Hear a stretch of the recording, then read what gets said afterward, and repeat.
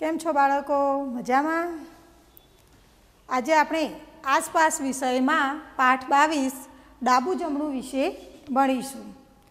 બાળકો, આપણે બધા જ જાણીએ છીએ કે દિશાઓ 4 છે: ઉત્તર, દક્ષિણ, પૂર્વ અને પશ્ચિમ. દિશાઓ 4 છે. એ જ રીતે આપણા શરીરના પણ 2 ભાગ છે, એક ડાબો ભાગ અને બીજો જમણો ભાગ. એટલે કે ડાબા હાથ સાઈડનો જે ભાગ હોય એને આપણે ડાબા ભાગ તરીકે ઓળખીએ છીએ અને જમણા હાથ બાજુનો જે ભાગ હોય એને આપણે જમણા ભાગ તરીકે ઓળખીએ છીએ.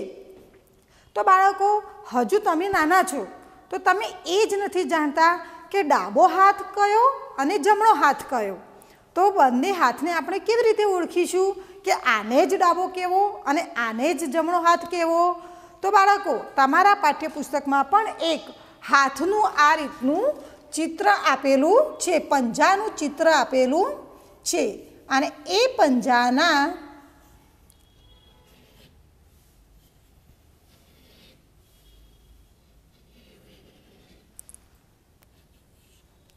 આવી રીતે તમારા પુસ્તકમાં પણ એક પંજાનું ચિત્ર આપેલું છે અને એ પંજાના ચિત્ર ઉપર તમે તમારા હાથનો પંજો મૂકો અને જે હાથનો પંજો એમાં બરાબર ફિટ થાય, એટલે કે એમાં બરાબર સેટ થાય, અંગૂઠાની જગ્યાએ તમારો અંગૂઠો આવે અને આંગળીઓની જગ્યાએ તમારી આંગળીઓ આવે, તો એ હાથ તમારો જમણો હાથ હશે. તો તમારે આમ મૂકી જોવાનું. જો આપણે આ હાથ મૂક્યો તો બરાબર એની રીતે સેટ થઈ જાય છે અને જ્યારે આપણે આ બીજો હાથ મૂકવા જઈશું તો એ અંગૂઠો આપણો આ બાજુ આવી જાય છે અને અંગૂઠો બહાર રહે છે, તો એ બરાબર સેટ થતો નથી. એટલે કે એ ચિત્ર, આ પંજાનું ચિત્ર એ આપણા આ હાથનું ચિત્ર છે. તો આપણો આ હાથ એ જમણો હાથ થયો કહેવાય. જ્યારે આપણે જમણા હાથનું ચિત્ર દોરીએ છીએ ત્યારે જમણા હાથનો જે અંગૂઠો હોય છે એ ડાબી બાજુ જાય છે અને ડાબા હાથનું ચિત્ર દોરીએ છીએ ત્યારે ડાબા હાથનો અંગૂઠો હોય એ જમણી બાજુ જાય છે. એટલે કે ડાબા હાથનો અંગૂઠો અને જમણા હાથનો અંગૂઠો બંને પાસે પાસે થાય છે. એટલે કે જમણા હાથનો અંગૂઠો ડાબી તરફ અને ડાબા હાથનો અંગૂઠો જમણી તરફ થાય છે. તો આ પંજાના ચિત્ર ઉપરથી આપણે એટલું નક્કી કરી શક્યા કે આ પંજા જ્યાં આપણો ફિટ થાય છે એ આપણો જમણો હાથ છે. એટલે એના ઉપરથી આપણે નક્કી કરી દીધું કે આ મારો જમણો હાથ અને આ મારો ડાબો હાથ. જો તમે ડાબા હાથ અને જમણા હાથ વિશે બરાબર, એટલે કે ડાબી બાજુ અને જમણી બાજુ વિશે બરાબર જાણતા હશો તો એના આધારે આપણે ગમે ત્યાં ઊભા હોઈએ ત્યાં રહીને પણ આપણે દિશાઓ જાણી શકીએ છીએ કે ઉત્તર દિશા કઈ બાજુ, દક્ષિણ દિશા કઈ બાજુ, પૂર્વ દિશા કઈ બાજુ અને પશ્ચિમ દિશા કઈ બાજુ. એ આપણે ડાબા અને જમણા એ બંને દિશાઓના આધારે આપણે જાણી શકીએ છીએ. તો કેવી રીતે? તો નકશામાં હંમેશા ઉત્તર દિશા માટે ઉ કરીને આમ ઉ લખેલો હોય, એની નીચે તીર કરેલું હોય અને નકશામાં હંમેશા ઉત્તર દિશા માટે આવો સંકેત આપેલો હોય છે. એ હંમેશા ઉત્તર દિશા બતાવતી હોય છે. નકશામાં જ્યાં આવો ઉ લખી અને આવો સંકેત દોરેલો હોય એ ભાગ ઉત્તર દિશા બતાવતો હોય છે. જ્યારે આપણે નકશાની બરાબર સામે ઊભા રહીએ, એટલે કે જો આ નકશો છે સામે અને હું નકશાની બરાબર સામે ઊભી રહું, તો જો નકશાની આપણે બરાબર સામે ઊભા રહીએ ત્યારે નકશામાં પૂર્વ દિશા કઈ બાજુ છે એ આપણે શોધવી છે.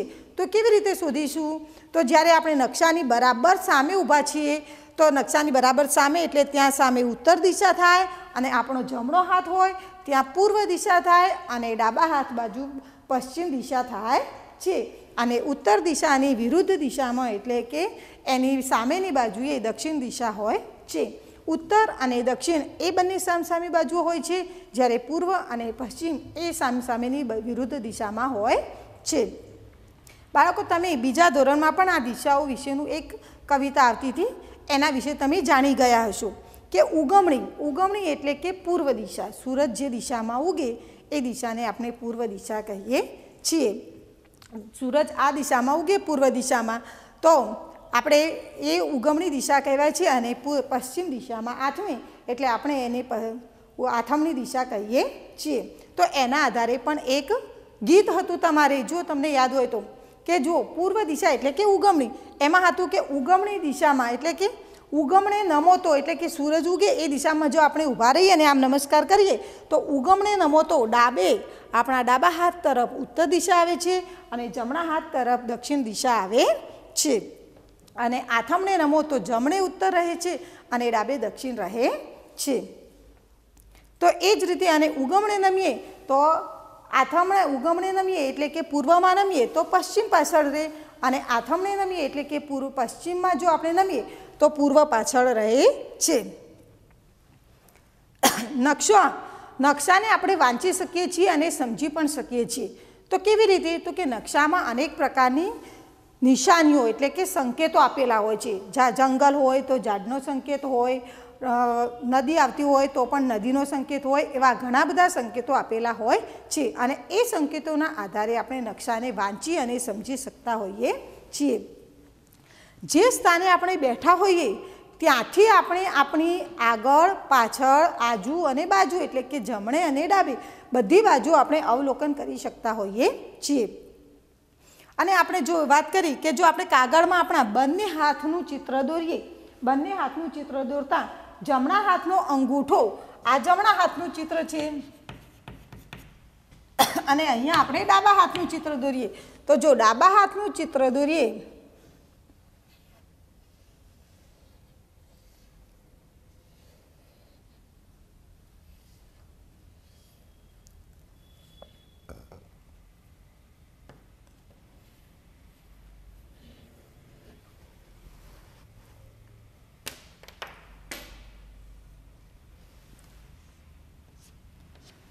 આ ડાબા હાથનું ચિત્ર છે અને આ જમણા હાથનું ચિત્ર છે.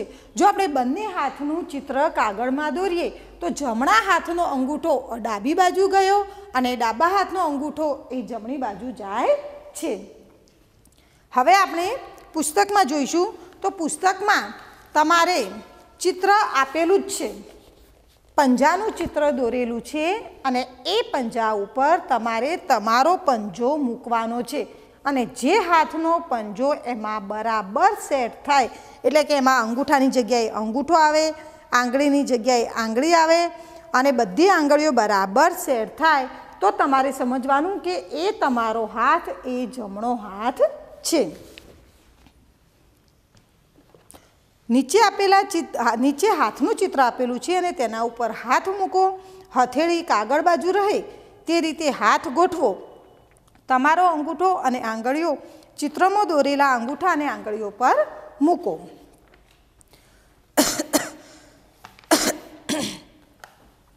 જે હાથ ચિત્રમાં આપેલા હાથમાં બંધ બેસે છે તે હાથ તમારો જમણો હાથ છે. તમારો બીજો હાથ નોટબુકના કાગળ પર મૂકો અને તમારા જમણા હાથથી રેખાચિત્ર દોરો. તમારે આવા પંજાના જમણા અને ડાબા હાથના પંજાના ચિત્રો તમારી નોટબુકમાં દોરવાના છે. જો જમણા હાથ વિશેનું ગીત બનાવેલું છે એના આધારે આપણે બાજુમાં ડાબા હાથ વિશેનું ગીત બનાવવાનું છે.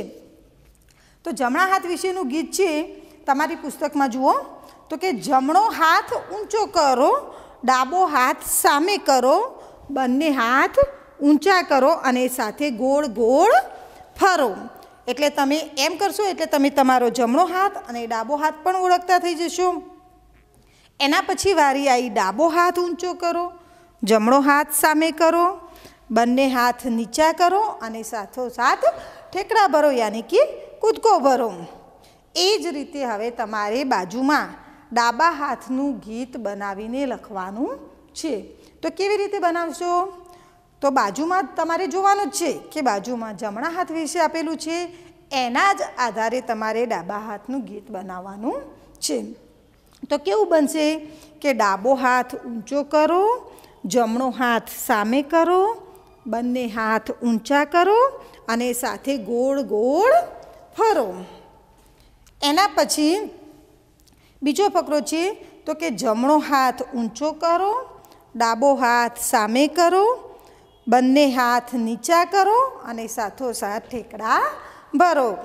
એ રીતે જમણા હાથનું ગીત આપેલું છે એના આધારે આપણે બાજુમાં જમણાની જગ્યાએ ડાબો અને ડાબાની જગ્યાએ જમણો કરી અને એ ડાબાનું ગીત બનાવી અને આપણે બાજુમાં લખવાનું છે. આવી જ રીતે ડાબા અને જમણા પંજા માટે, પગના પંજા માટે પણ તમે ગીત બનાવી અને ગાઈ શકો છો. હવે નીચે આપેલું છે કે જુઓ અને કહો. તમારી આગળ શું છે? આગળ તો આપણી આગળ, ધારો કે હું ભણાવું છું ક્લાસમાં અને મારી આગળ તમે બધા બાળકો બેઠેલા દેખાવ છો. તમારી ડાબી તરફ શું છે? તો ડાબી તરફ આપણી બાજુ જે હોય, આપણા ડાબા હાથ બાજુ આપણને જે પણ દેખાતું હોય એ આપણી ડાબી તરફ છે એમ કહી શકાય. કઈ વસ્તુઓ તમારી પાછળ છે? તો જે આપણી પાછળ, ધારો કે મારી પાછળ આ કાળું પાટિયું દેખાય છે, તો કે મારી પાછળ કાળું પાટિયું છે. તમે કોની ડાબી બાજુમાં બેઠા છો? હવે તમારે નક્કી કરવાનું છે કે તમે બધા બાળકો બેઠા છો અને એમાં તમે કોની ડાબી બાજુમાં બેઠા છો? તો જે બાળકનો ડાબો હાથ તમારે અડીને થતો હોય એની તમે ડાબી બાજુ બેઠેલા કહેવાઓ. જો મારો આ જમણો હાથ, તો બાજુવાળાનો અહીંયા કેવો હાથ આવશે? ડાબો હાથ. તો હું આ બાજુ જે બેઠું છે એની ડાબી બાજુમાં બેઠેલી કહેવાઉં છું. તમારી જમણી બાજુ કોણ બેઠું છે? તો મારો જમણો હાથ આ છે, તો મારી જમણી બાજુમાં આ બાજુ જે બેઠેલું હોય એ મારી જમણી બાજુ બેઠેલું કહેવાય. અને તમે કોની જમણી બાજુમાં બેઠેલા છો? તો મારો આ જમણો હાથ, ડાબો હાથ અને આ બાજુ જે બેઠું હોય એનો સીધો અહીંયા જમણો હાથ આવે, તો એની જમણી બાજુમાં, આ બાજુ એટલે કે જે બેઠું હોય એની જમણી બાજુમાં હું બેઠેલી કહેવાઉં. આ રીતે તમારે પહેલાં તો ડાબા અને જમણા વિશે પાક્કો ખ્યાલ મેળવી લેવાનો છે. હવે આપેલું છે કે આ ચિત્રમાં રુચિરા ચિત્રની વચ્ચે વચ્ચ બેઠેલી છે અને રુચિરાની પાછળ પુસ્તક દોરવાનું છે. આપણે ખુરશી રુચિરાની ડાબી બાજુ દોરવાની છે અને એક ફૂલ રુચિરાની જમણી બાજુ દોરવાનું છે અને રુચિરાની સામે ઝાડનું ચિત્ર દોરવાનું છે. તો આપણે હવે એ ચિત્રો પહેલાં દોરીશું. જુઓ, અહીંયા હવે રુચિરાનું ચિત્ર આપણને વચ્ચોવચ્ચ આપેલું છે. તો રુચિરાની પાછળ, આ રુચિરા બેઠેલી છે એની પાછળ આપણે અહીંયા પુસ્તક દોરવાનું છે.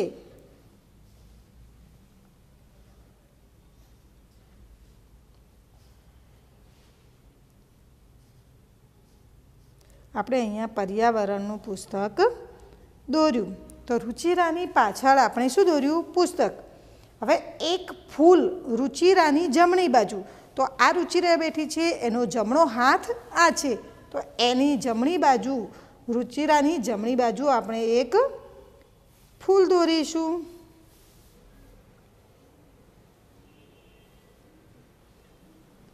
ખુરશી એ રુચિરાની ડાબી બાજુ એટલે કે જમણી બાજુ જે છે એની વિરુદ્ધ બાજુમાં ડાબી બાજુ થશે.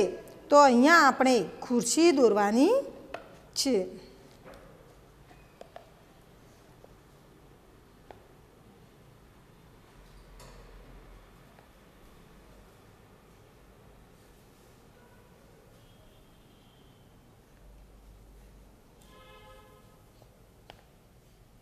અહીંયા આપણે ખુરશી દોરી દીધી.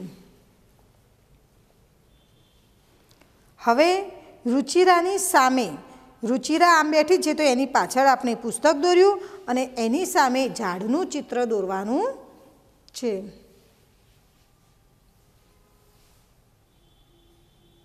તો એની સામે આપણે હવે ઝાડ દોર્યું. એ જ રીતે જો રુચિરાની આગળ આપણે દોર્યું એટલે કે સામે, પાછળ, જમણે અને ડાબે બધી બાજુ આપણે દોર્યું. હવે રુચિરાને ઘરેથી શાળાએ જવાનો રસ્તો શોધવામાં આપણે મદદ કરવાની છે. આખો નકશો એના ઘરથી લઈ અને શાળા સુધી તે પહોંચે ત્યાં સુધીમાં રસ્તામાં એને જે પણ વસ્તુઓ આવે છે, જે પણ સ્થળ આવે છે એ સ્થળનો નામ નિર્દેશ સાથેનો નકશો આપણને પુસ્તકમાં આપેલો છે. તો રુચિરાને આપણે એના ઘરથી શાળા સુધી પહોંચાડવાની છે. તો સૌથી પહેલાં તો રુચિરા ક્યાં છે? તો કે રુચિરા આ રહી. હવે એને એના ઘરથી શાળા સુધી પહોંચાડવાની છે. તો આપણે પહેલાં એની શાળા શોધવી પડશે અને વચ્ચે જે પણ આવે છે એ પણ આપણે જોતા રહેવું પડશે. તો રુચિરાનો રસ્તો આ રહ્યો, એના ઘરથી લઈ અને આ બાજુ જશે, આ બાજુ જશે, પછી એની શાળા આ બાજુ છે, તો એ આમ થઈ અને આ રસ્તે થઈ અને શાળાએ પહોંચશે. તો રુચિરાના ઘરથી એનું ઘર પહેલાં છે, પછી હેન્ડપંપ છે, ઝાડ છે, ઘર છે, બીજા બધા કૂવો, બગીચો, બસ સ્ટેશન, ટપાલ કચેરી, હોસ્પિટલ, દુકાન, ઝાડ, આટલું બધું વચ્ચે આવે છે અને પછી છેલ્લે એની શાળા આવે છે. હવે રુચિરાના ઘરથી શાળા તરફના રસ્તા ઉપર કઈ કઈ વસ્તુઓ અને જગ્યાઓ આવે છે તેમના નામ આપણે લખવાના છે. આપણે નકશામાં જોયું કે રુચિરાના ઘરથી શાળા સુધી પહોંચીએ છીએ ત્યાં સુધી વચ્ચે કયા કયા સ્થળો આવે છે અને કઈ કઈ જગ્યાઓ કે વસ્તુઓ આવે છે એ જોયું. એ બધાના નામ આપણે હવે બાજુના પાનામાં લખવાના છે.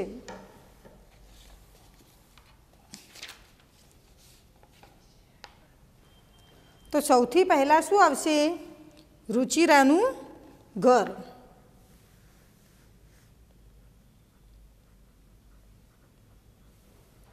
રુચિરાનું ઘર, પછી આયા ઘર, મકાન, હેન્ડપંપ આવ્યો, ઘર, મકાન, ઝાડ,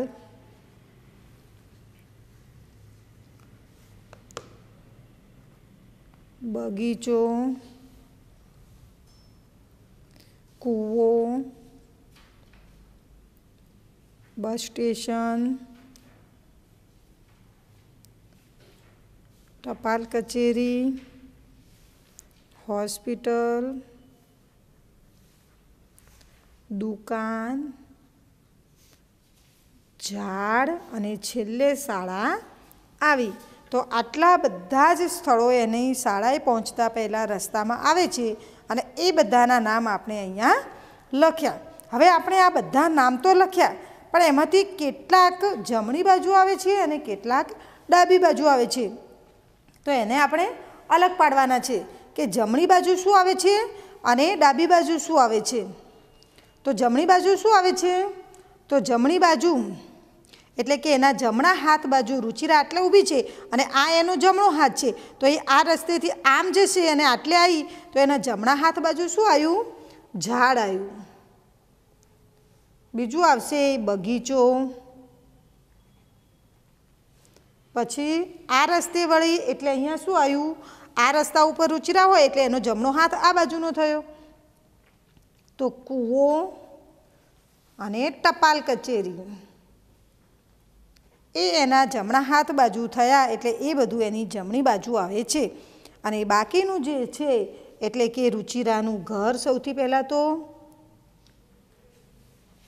રુચિરાનું ઘર, ઘર, મકાન, હેન્ડપંપ,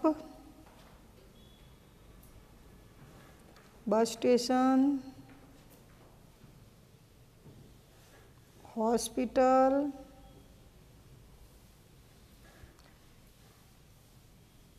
દુકાન, ઝાડ અને છેલ્લે શાળા આવશે.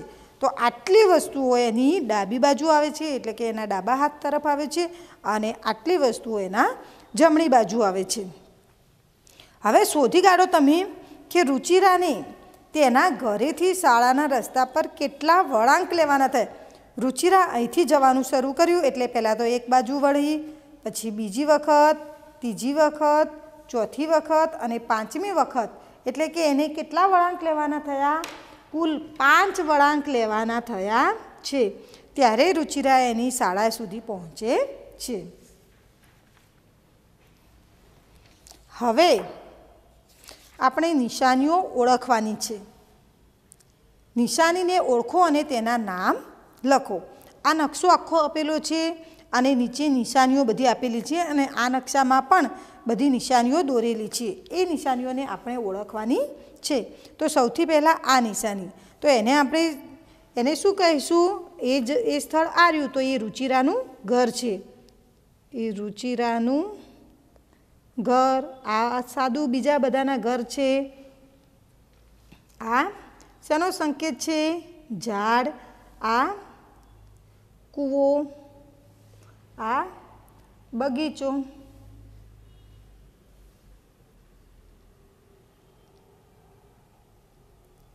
આ હેન્ડપંપ, બગીચો, અને આ આવશે કૂવો. આ આવશે બસ સ્ટેશન. આ આવશે ટપાલ કચેરી. અને આ સંકેત છે હોસ્પિટલનો. હોસ્પિટલ. અને હવે આ સંકેત છે આપણી દુકાનનો. અને છેલ્લે આ ચોકડીવાળો સંકેત છે તે શાળા છે.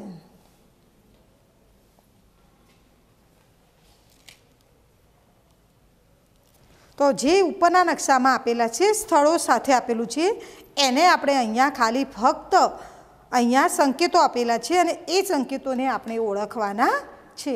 જે બધા જ સંકેતો નીચે પણ આપેલા છે એ સંકેતોને અહીંયા આપણે રુચિરાના ઘરથી શાળા સુધીના જે સ્થળો છે એમાં ગોઠવેલા છે.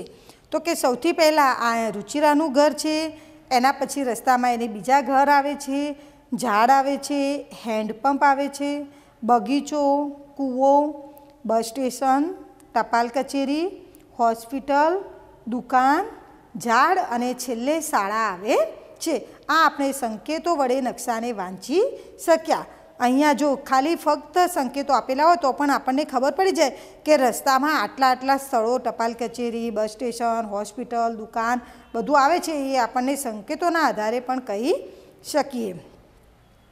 હવે તમે કહી શકશો કે આ નિશાનીઓ શા માટે ઉપયોગમાં લેવાય છે?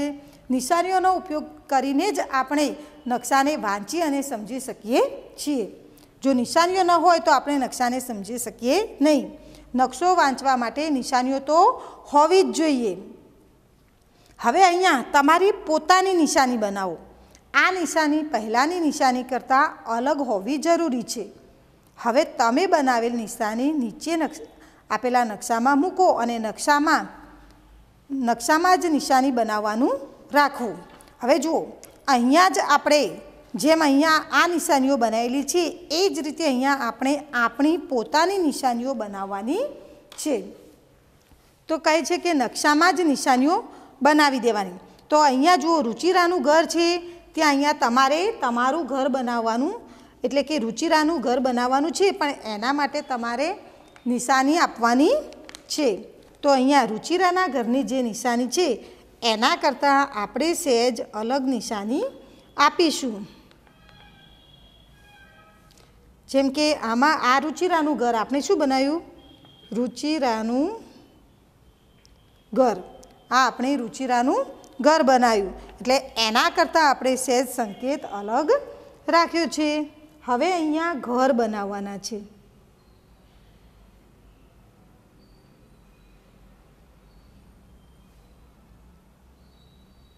અહીંયા આપણે બનાવ્યા ઘર. એના પછી હવે આટલે ઝાડ. તો ઝાડ માટે આપણે સંકેત કરીશું આવો અને લખીશું ઝાડ. એના પછી અહીંયા કૂવો. કૂવા માટે આપણે આવો સંકેત બનાવીશું કૂવો. અને અહીંયા બગીચો છે.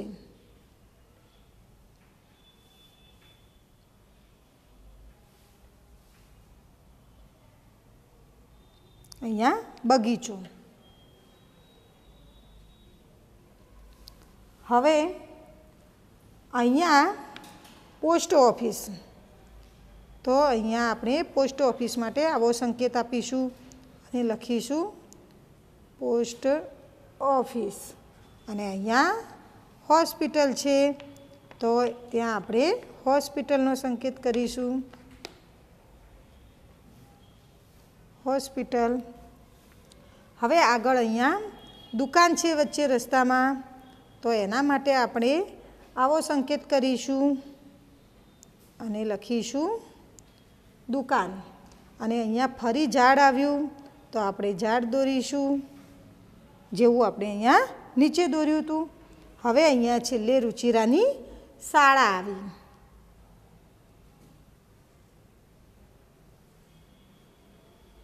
તો શાળા માટે આપણે આવો સંકેત દોરીશું અને લખીશું શાળા. શાળા આ આપણે આપણી પોતાની નિશાનીઓ બનાવી. જે રુચિરાના જે નિશાનીઓ છે એના કરતાં આપણે સહેજ જુદી પાડી. દરેક નિશાની આપણે એના કરતાં અલગ બનાવી છે. આ આપણી પોતાની નિશાની છે. આવી રીતે તમે તમારી પોતાની જે નિશાની રાખવી હોય એ નિશાની રાખી શકો છો અને એ નિશાની વડે નકશાને આપણે વાંચી શકીએ છીએ.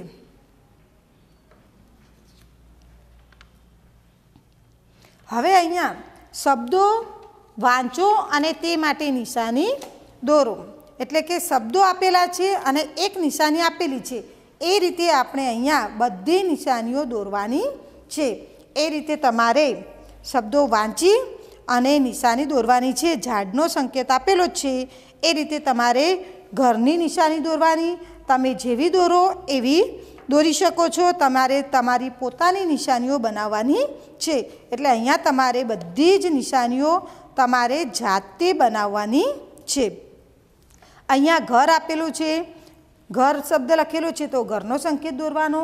મકાન, શાળા, દવાખાનું, દૂધ ડેરી, પોસ્ટ ઓફિસ એટલા શબ્દો આપેલા છે તો એની નિશાની બનાવવાની. અને 2 ખાના અલગ વધારાના આપેલા છે એમાં આપણે જે સંકેત દોરવો હોય તે દોરી શકીએ છીએ. તો આપણે એક દુકાન દોરીશું અને એક બસ સ્ટેશન. આ 2 સંકેત તમારે વધારાના દોરવાના છે. હવે નકશાને આધારે વિગત લખો. જે નકશો આપેલો છે એના આધારે આપણે વિગત લખવાની છે. નકશામાં ફક્ત સંકેતો આપેલા છે, ક્યાંય નામ લખેલા નથી. પણ એ સંકેતો આપણે ઓળખી અને એને સમજવાના છે કે એ શું છે અને એની ગણતરી કરી અને એના વિગત આપણે અહીંયા નીચે લખવાની છે. તો સૌથી પહેલાં આપણે સમજી લેવાનું કે આ સંકેત એ શેનો છે? ઘરનો. તો સૌથી પહેલાં આપણે એ ઘરનો સંકેત, એવા સંકેત નકશામાં કેટલા આપેલા છે એની ગણતરી કરીશું. તો એવો જ ઘરનો સંકેત નકશામાં 1, 2, 3, 4 સંકેત, 4 ઘર એવા આપણને આપેલા છે. તો આપણે અહીંયા લખીશું કે નકશામાં કેટલા ઘર છે? તો લખીશું કે નકશામાં 4 ઘર છે. હવે નકશામાં કેટલી દુકાનો છે? તો પહેલાં અહીંયાથી શોધો કે દુકાનનો સંકેત કયો છે. તો દુકાનનો સંકેત પહેલાં આપણે શોધવાનો છે. તો આ રહ્યો દુકાનનો સંકેત. હવે એવો સંકેત શોધો કે નકશામાં કેટલી વખત દોરેલો છે. તો આ જ સંકેત આપણે અહીંયા શોધીશું. તો આ રહ્યો, બસ એક જ સંકેત છે એવો દુકાનો, એના સિવાય બીજે ક્યાંય એવો નિશાની દોરેલી નથી. એટલે કે નકશામાં કેટલી દુકાનો છે? તો 1 છે. હવે ત્રીજો પ્રશ્ન છે આગળ કે નકશામાં કેટલા વૃક્ષો છે? તો અહીંયાથી આપણે પહેલાં વૃક્ષનો સંકેત શોધીશું. તો આ રહ્યો વૃક્ષનો સંકેત. અને કેટલા વૃક્ષ છે એવા? તો 1, 2, 3, 4 અને 5. તો આપણને નકશામાં 5 વૃક્ષો એવા જોવા મળે છે. તો આપણે લખીશું કે 5. હવે નકશામાં કેટલા હેન્ડપંપ છે? તો આપણે પહેલાં ગણીશું. હેન્ડપંપનો સંકેત શોધીશું. તો આ રહ્યો. અને હેન્ડપંપના એવા કેટલા સંકેતો છે નકશામાં? તો 1. તો આપણે પાછળ જવાબ લખીશું કે નકશામાં 1 હેન્ડપંપ છે.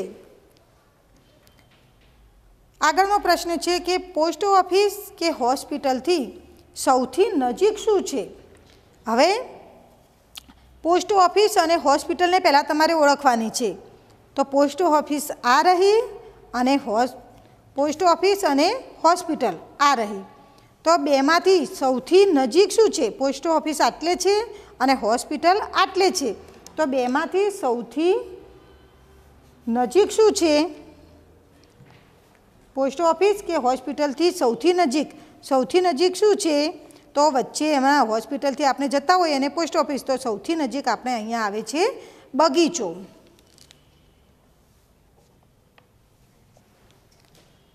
બસ સ્ટેશનની નજીક શું છે? બસ સ્ટેશન આપણે પહેલાં શોધીશું. તો બસ સ્ટેશનનો સંકેત આ રહ્યો. અને બસ સ્ટેશનની નજીક શું છે? તો બસ સ્ટેશનની નજીક એકદમ હેન્ડપંપ છે. તો આપણે લખીશું હેન્ડપંપ. આગળનો પ્રશ્ન છે કે નિશાનીઓની યાદી વગર તમે નકશો વાંચી શકો ખરા? જો નિશાનીઓ હોય તો આપણે નકશાને વાંચી શક્યા. અહીંયા ફક્ત ખાલી નિશાનીઓ આપેલી હતી, છતાં પણ આપણે સમજી શક્યા કે અહીંયા ઘર છે, કૂવો છે, હેન્ડપંપ છે, ઝાડ છે, બગીચો, દવાખાનું બધું વચ્ચે આવે છે. એ કશું ક્યાંય નામ લખેલું નથી, તો પણ આપણે સમજી શક્યા. પણ જો નકશામાં આવી નિશાની ના હોય તો આપણે નકશો વાંચી શકીએ ખરા? તો જવાબ આવશે ના. નિશાની વગર આપણે નકશાને વાંચી શકીએ નહીં. નકશાના વાંચન માટે નિશાનીઓ જરૂરી છે. નકશાના વાંચન માટે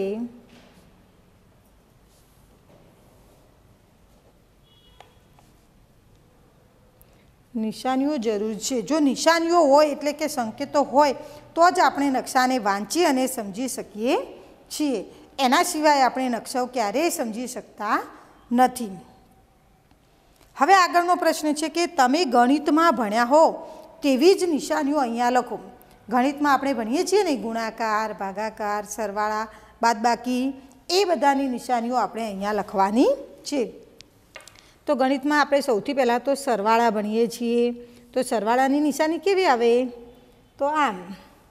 બાદબાકી, તો બાદબાકીની નિશાની કરવાની. ગુણાકાર પણ ભણીએ છીએ, તો ગુણાકારની નિશાની. ભાગાકાર ભણીએ તો ભાગાકારની નિશાની. આપણે વર્તુળ કરીએ છીએ તો વર્તુળની નિશાની. ત્રિકોણ કરીએ છીએ તો ત્રિકોણની નિશાની. આ રીતે એની નિશાનીઓ આપણે ગણિતમાં ભણતા હોઈએ છીએ. બસ, હવે આટલા સુધી આપણે આ બધા સવાલના જવાબ લખ્યા. હવે નીચે આપેલું છે એક ખાલી ચોરસ ખાનું આપેલું છે. એમાં લખેલું છે કે ઘરથી શાળા સુધી પહોંચવાનો નકશો દોરો. જેમ આપણે રુચિરાના ઘરથી શાળા સુધીનો નકશા વિશે આપણે ભણ્યા, એના ઘરની જે નિશાની, એના નકશાની જે નિશાનીઓ હતી, એના સિવાય આપણે આપણી પોતાની નિશાનીઓ પણ બનાવી. એ જ રીતે હવે આપણે આખો નકશો, આપણા ઘરથી શાળા સુધીનો આપણે આખો નકશો બનાવવાનો છે. અને અહીંયા તમારે તમારા ઘરથી શાળા સુધીનો નકશો દોરવાનો છે. બસ આટલું કામ તમારે ઘરેથી કરવાનું છે.